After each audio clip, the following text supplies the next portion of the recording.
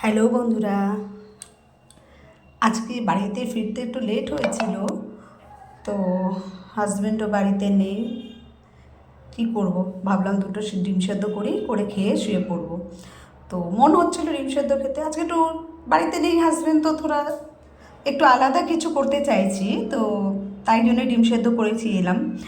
ডিম সেদ্ধর সঙ্গে দেখলাম দুটো হাঁড়িতে ভাত রয়েছে। তো ভাতের মধ্যে জল ঢেলে দিলাম, জল ঢেলে দিয়ে একটু ঠান্ডা ভাত করে নিলাম। ঠান্ডার সময় ঠান্ডা ভাত। তো দেখা যাক কীরকম কী হয়। আর 4টে লঙ্কা, আমি সাথে নিয়েছিলাম মিষ্টিও, আমি আপনাদের পরে দেখাচ্ছি যে আমি কী মিষ্টি করেছি। আচ্ছা, এখানে কি হয়েছে, 4টে লঙ্কা দিয়ে তো খুব মজা করে ভাত মাখছে। ডিম সেদ্ধ আগেই খেয়ে নিয়েছি, যে যদি খেতে না পারি তাহলে ডিম সেদ্ধটা তো খেয়ে নিই।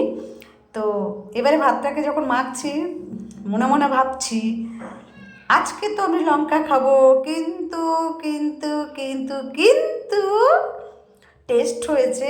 আর খাওয়া শেষে যদি পেটে ব্যথা করে তাইলে তো হয়েছেই, কারণ লিভারটাও গেছে আমার। তো লিভারে তো পেন হতেই পারে, সেটা অবশ্যই। তো খাওয়া দাওয়া মোটামুটি তাড়াতাড়ি কমপ্লিট করে নিয়ে আরেকটা ডিম ভাবলাম খেয়ে নিই। তো সেটাও খেয়ে নিয়েছি, মানে খুব হাগুরের মতন খাচ্ছি। খাওয়াটা ভালো লাগলো অনেক দিন পরে। আর যেহেতু 5টার সময় আমার নিয়ম আছে ওষুধগুলো খাওয়া 3টে।